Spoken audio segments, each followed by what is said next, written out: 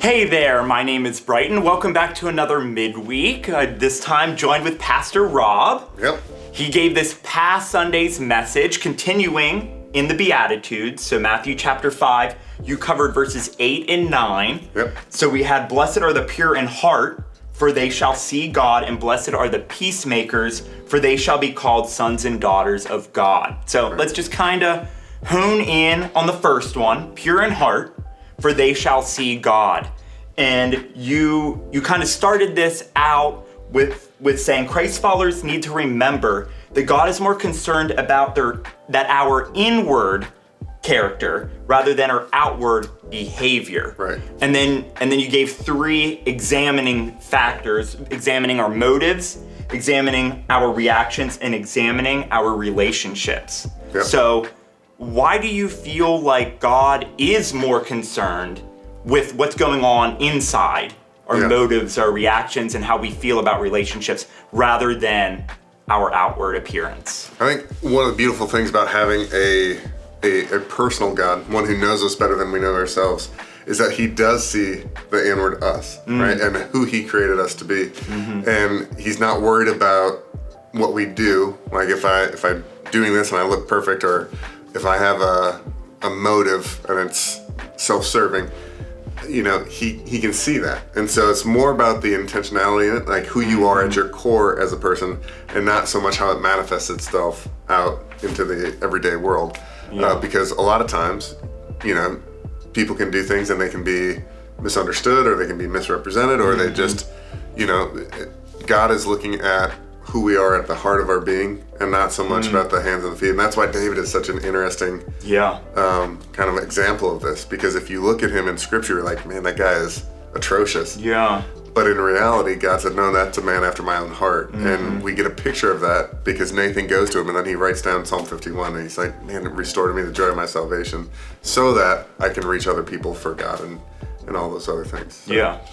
Which we're called to be the hands and feet. Yeah. But in the list of important, would you say it's importance or priority, or just like what God cares most about is the individual? Yeah, I think that just like it says, out of the abundance of the heart, the mouth will speak. Mm-hmm. Who you are at your inner core will start to change and transform the things that you do and how you act.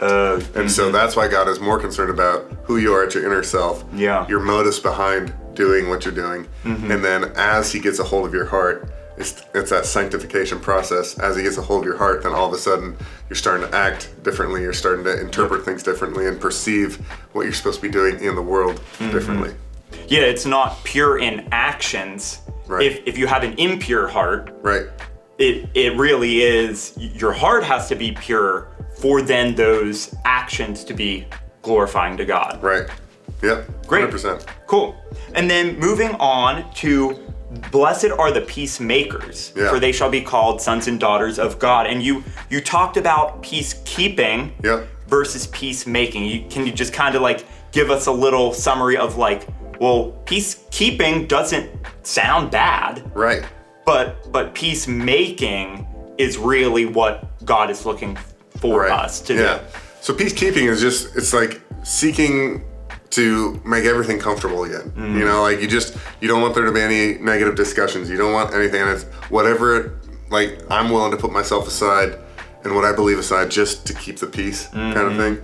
But what Jesus is calling us to do, he's saying, no, don't do that. Like just like I had to reconcile a lost and dying world to myself through hard work that he did on the cross, so you have to do that within relationships. And it takes grit, it takes courage. But at the same time, it's not just waging in there and kind of like a bull in a china shop. No, you have to have it with tact, and you have to have the right pure of heartness. And then you have to kind of go in with grace to be able to say, I see where you're coming from. However, in this relationship, this is what is healthy, is what God would want. Yeah.